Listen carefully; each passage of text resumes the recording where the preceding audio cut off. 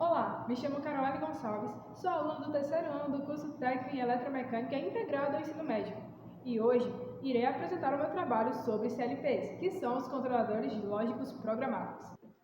Os controladores lógicos programáveis são de extrema importância para a indústria, pois é por meio deles que há a automatização das máquinas, fazendo com que haja mais eficiência e rapidez, que é o que exatamente a indústria atual, em plena evolução, em constante evolução, precisa.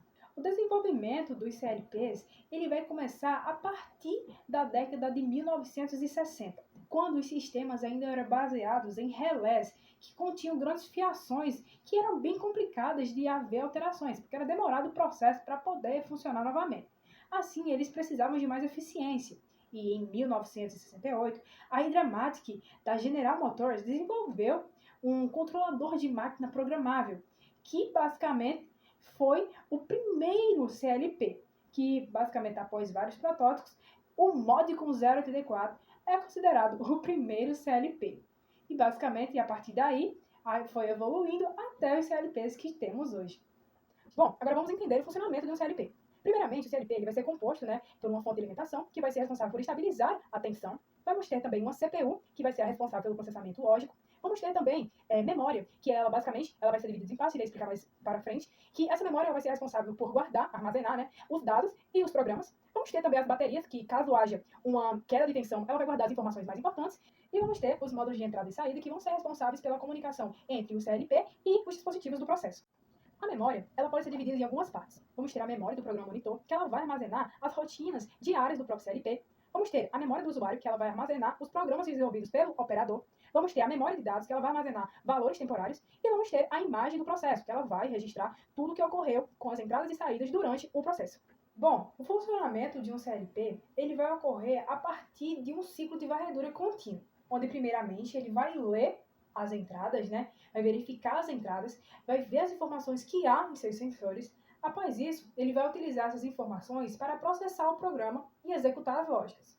Logo, ele vai acionar as saídas que vão ligar os motores, executar esse programa. E por último, vamos ter uma CPU que vai analisar o que está ocorrendo no ciclo e vai verificar se há ou não alguma falha.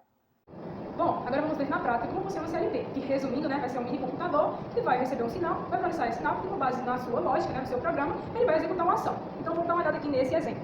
Aqui vamos ter o nosso CLP, aqui teremos nossos botões, que são as nossas entradas, que é basicamente dessa parte aqui, que são representadas por X. Aqui vamos ter as nossas saídas, que são representadas por Y, e na prática serão nossos chiletes, nossas lâmpadas.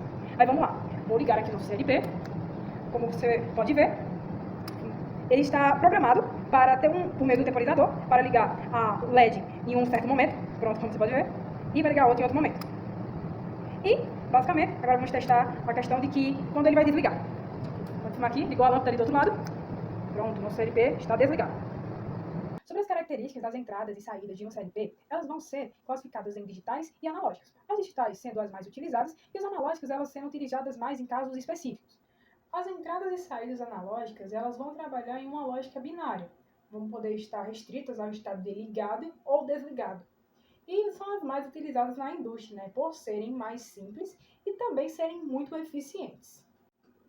Já as entradas e saídas analógicas, elas vão depender de fatores como pressão, temperatura. Por isso, elas são mais utilizadas em processos em que haja a necessidade de uma observação contínua dessa situação. Uma coisa mais detalhada. As linguagens de programação para CLPs são diversas, e hoje vamos focar em duas principais, que é o diagrama de ladder e o diagrama de blocos funcionais. A linguagem de programação ladder é uma das mais utilizadas na indústria, pelo fato de ser bem parecida com os antigos diagramas elétricos, que facilita bastante a compreensão. E basicamente, por mais que a norma IEC 61313 ela estabeleça algumas diretrizes gerais, os fabricantes não vão ter uma padronização em relação às simbologias e tudo mais. Entretanto, seus resultados vão ser os mesmos. Já a linguagem de programação blocos funcionais, ela vai ser basicamente a representação da lógica por meio de blocos interligados. E ela vai ser muito interessante porque esses blocos eles podem ser utilizados em diferentes partes do programa, ou seja, vai utilizar eles, o que vai facilitar a programação e vai reduzir a necessidade de reprogramar, porque ele vai se manter no seu estado. E agora temos exemplos das duas linguagens, sendo a imagem superior a linguagem ladder e a inferior na linguagem blocos funcionais, e basicamente vão representar o mesmo circuito, que na prática seria um circuito de 2 interruptores e uma lâmpada.